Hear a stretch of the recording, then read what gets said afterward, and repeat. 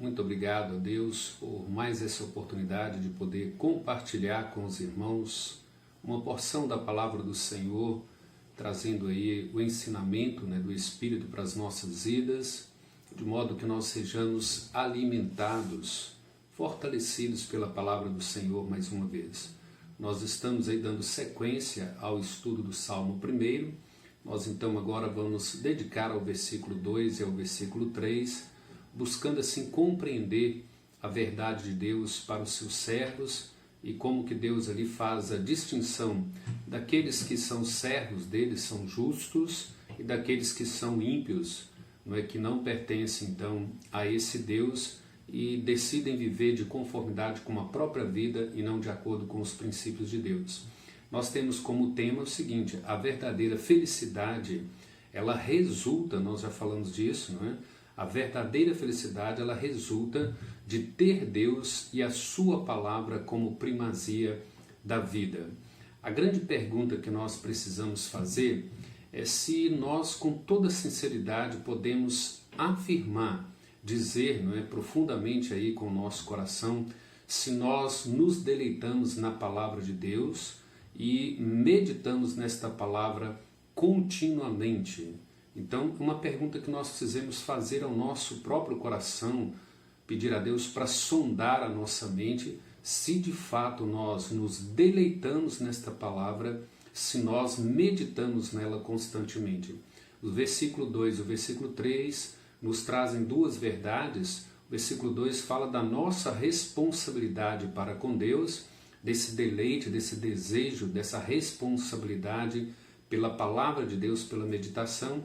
E o versículo 3 apresenta o resultado desse comprometimento, desse deleite, dessa meditação nessa palavra, o que ela produz no coração do justo, o que ela produz no coração daqueles que amam a Deus e que temem a Deus.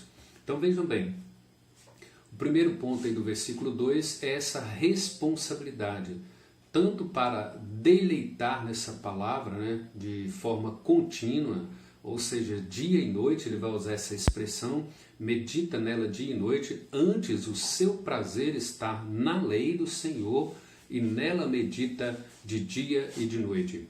Essa palavra prazer no hebraico, ela tem as suas raízes profundas para nos ensinar um deleite que um homem tem pela mulher, quando ele se apaixona por esta mulher, quando ele enamora pela primeira vez.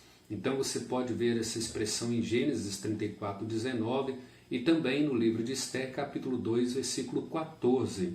Então vejam bem, um jovem que se deleita em seu primeiro amor, ele fica enamorado, apaixonado, de modo que aquilo que ele faz não é porque ele precisa, só porque ele precisa dessa companheira, mas ele faz porque ele quer, ele é movido pelo sentimento, pelo desejo ardente, e nada, absolutamente nada, interfere na vida dessa pessoa quando ele tem esse deleite, esse prazer, esse gozo. Essa é a expressão lá no hebraico, essa pessoa que ela tem esse profundo sentimento, esse profundo desejo por algo. Assim como o salmista, no Salmo 63, a minha alma tem sede de ti, o meu corpo te almeja como terra árida, exausta. Então nós precisamos considerar essa expressão para aplicá-la à nossa vida. Então a pergunta precisa ser feita com muita sinceridade, com muita fidelidade para com Deus, sinceridade. Deus sonda a minha mente, o seu coração. Então nós temos que nos perguntar, é assim que nós nos deleitamos na palavra de Deus? Nós investimos tempo na palavra de Deus, deleitando nela, ou ela simplesmente se tornou um amuleto para a nossa vida, no momento difícil, na hora do socorro, na hora do desespero, na hora da morte, na hora do luto? Nós sempre recorremos à Escritura, mas é preciso perguntar a nós mesmos, essa palavra, ela é o meu deleite? Eu encontro prazer, ler a Escritura, parar diante da Escritura e tentar sugar, desfrutar do ensino que ela tem, dos princípios que ela tem, dos mandamentos que ela tem, é algo prazeroso ao meu coração? Então vejam bem, alguém já disse que a Bíblia, ela é a verdade, ela é o princípio, o norte, a única regra de fé e prática, ela é a diretriz, né, de um pai amoroso, de um pai sábio, né, sobre como conduzir a vida dos seus filhos. Então Deus fez questão de escrever a sua palavra, torná-la escrita, cheia de princípios, mandamentos, né, estatutos, juízos, para que Ele nos desse diretrizes, qualidade de vida, uma qualificação de princípios morais, éticos, né, de vida cristã, de vida espiritual, para que nós pudéssemos viver a vida cristã de conformidade com a sua palavra. Vejam bem, os seus mandamentos, eles são para o bem dos seus filhos, para o bem do seu povo. Então Deus estabelece a sua palavra, escreve a sua palavra, estabelece os seus princípios, os seus mandamentos, para que sejam bênção para os seus filhos, para que sejam edificação para a vida dos seus filhos, para que haja estrutura espiritual de comunhão, de relacionamento com os seus filhos. Então vejam bem, o caminho para a verdadeira felicidade é deleitar-se na palavra de Deus. Então não haverá outro meio para você desfrutar de uma profunda felicidade, de uma felicidade verdadeira, convicta, estruturada, que não depende de circunstância. Somente quando você aprender de fato a encontrar o prazer nessa palavra. O outro princípio ainda, ele diz assim, antes o seu prazer, né, o seu deleite está na palavra de Deus, mas ele diz assim, nela medita de dia e de noite.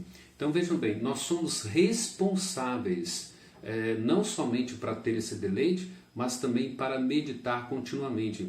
E esse meditar aqui continuamente, ele significa que nós fazemos dessa palavra um princípio de vida. Não é que ela é importante, ela é uma questão de sobrevivência para nós. Então a meditação aqui vem exatamente do ruminar, quando o boi pega ali o capim, ele vai mastigando, vai engolindo, vai ruminando, voltando, e ele vai ali até que ele vai digerindo aquele alimento dele, e ele então possa desfrutar dos benefícios desse alimento. Nós também devemos fazer assim com a palavra de Deus, nesse sentido, né? Devemos meditar nela de dia e de noite, ruminando, mastigando, ou seja, lendo o texto, questionando o texto, tentando entender o texto, fazendo uma crítica analítica, tirando os princípios, tentando aplicá-la à nossa vida, às nossas situações, às nossas circunstâncias, à nossa fé, criando raiz, criando estrutura, de modo que essa palavra que nós meditamos, que nós investimos tempo nela, ela produza frutos em nossa vida. E então a única maneira que nós temos para rejeitar o conselho dos ímpios, para não andar no caminho de pecadores, para não se assentar na roda de escarnecedores, é de fato meditar nessa palavra de dia e de noite. Colossenses 3,16 diz assim, habite ricamente em vós a palavra de Cristo. Efésios 5,18 fala que nós não devemos embriagar de vinho, mas encher-vos do Espírito Santo. Esse texto é correlato com Colossenses 3,16. Efésios 5,18 ele correlato com o Colossenses 3,16 que diz, como que nós nos enchemos do Espírito, como que nós somos plenificados do Espírito, à medida que a nossa mente é habitada pela palavra, ou a palavra passa a habitar a nossa mente, o nosso coração, e nós colocamos isto em prática, né? Essa é a nossa responsabilidade, deleitar na palavra de Deus e meditar. E à medida que nós meditamos, que nós vamos ruminando, estudando, tentando entender, tentando desfrutar, extrair as verdades, os princípios para a nossa vida, nós então seremos edificados, não é? A nossa vida será edificada por Deus em sua palavra, no conhecimento de Deus, e nós desfrutaremos da verdadeira felicidade. E é isso basicamente que o versículo 3 nos ensina. Se nós temos a responsabilidade no versículo 2, o versículo 3 fala desse resultado, do que essa palavra produz na vida do crente. E ele usa aqui uma figura de linguagem da árvore para nos explicar isso. Ele diz assim, ele é como árvore plantada junto à corrente de águas, que no devido tempo dá o seu fruto, e cuja folhagem não murcha, e tudo quanto ele faz será bem sucedido. Então essa é a comparação de uma árvore que é solidificada, enraizada, erradicada, alicerçada, né? Ela é plantada junto, né, às águas de um rio, ou seja, para que as suas raízes estejam sendo alimentadas ali, né, nutridas, profundas, e ele vai aprofundando as suas raízes, criando ali uma estabilidade, uma estrutura, uma convicção. Então, esta é uma árvore que foi deliberadamente plantada junto à fonte de um rio. Por quê? Para que as suas raízes venham se aprofundando, encontrando água no mais profundo ali, e assim então criando uma árvore totalmente sólida, capaz de suportar as secas, capaz de suportar as tempestades. Ele diz assim, olha, plantada junto à corrente de águas, que no devido tempo dá o seu fruto e cuja sua folhagem não murcha. O que nós percebemos? Percebemos que essa árvore é frutífera, que ela tem evidências contínuas de vida e de vitalidade.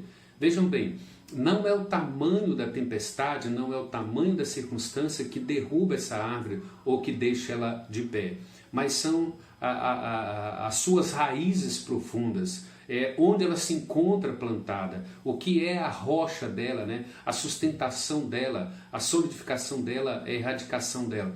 Então vejam que essa árvore está junto ao rio e ela está ali sendo nutrida, alimentada. Ela foi plantada ali de forma proposital, ela foi estabelecida ali com esses princípios, para que quando chegasse a tempestade, para que quando chegasse os vendavais, ela tivesse estrutura, ela estivesse sólida, de modo que ela pudesse continuar tendo vida e vitalidade. Vejam o que ele diz, as suas folhagens não murcha e no devido tempo ela dá o fruto. Então ela amadurece, ela tem o tempo de frutificar, e assim deve ser a nossa vida na palavra. À medida que nós vamos meditando nessa palavra, nós seremos estruturados, nós criaremos raízes profundas de convicção teológicas, de verdades bíblicas, de princípios de Deus, não é? Dos mandamentos de Deus para a nossa vida, de modo que a nossa vida também crie essa raiz no ser de Deus, na palavra de Deus, e Deus então se torne a primazia da nossa vida, a sua palavra se torna a nossa única regra de fé, para que nós vivamos uma vida frutífera, para que nós tenhamos vida, para que nós tenhamos vitalidade, independente de toda e qualquer circunstância que nós possamos suportar.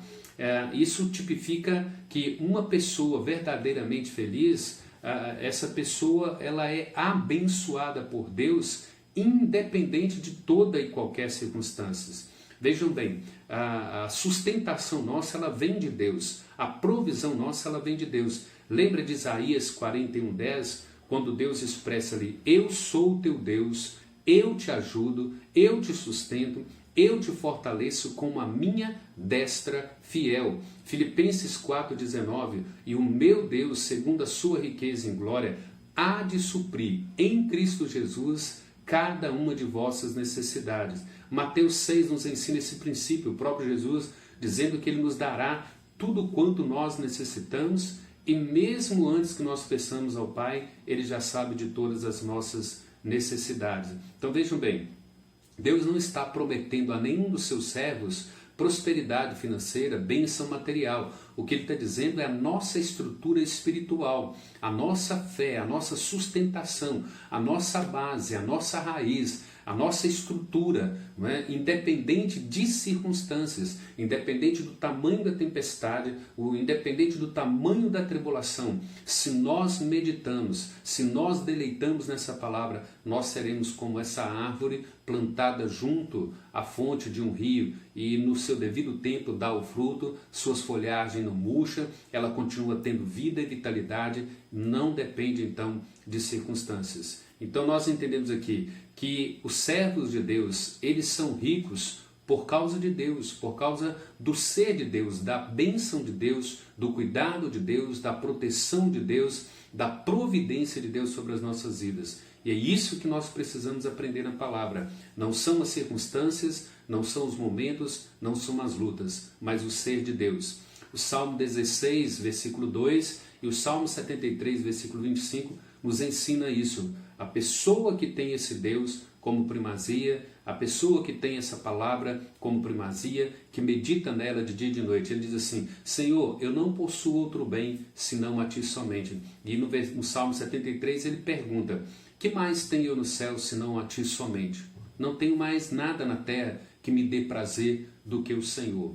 Então, que nós possamos apegar nesses princípios, ou pegar esses princípios, aplicar as nossas vidas e criar esse desafio, irmãos. Deleitar na palavra de Deus.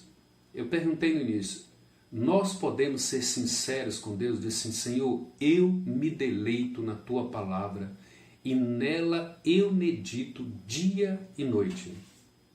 Então nós podemos dizer com toda certeza: eu sou como uma árvore plantada junto à fonte de um rio.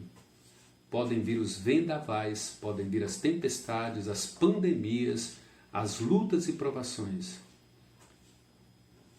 A minha folhagem não murcha. Eu dou fruto no devido tempo. Eu tenho vida e vitalidade, porque a minha rocha é Jesus Cristo. É isso que você precisa aplicar na sua vida. Que Deus o abençoe, que Deus conceda graça a você e que nele dê toda a bênção que nós precisamos para enfrentar essas lutas dos nossos dias. Deus abençoe e fiquem todos com Deus. Até mais. No próximo vídeo nós daremos continuidade então ao Salmo 1. Fiquem com Deus. Até mais. Um abraço.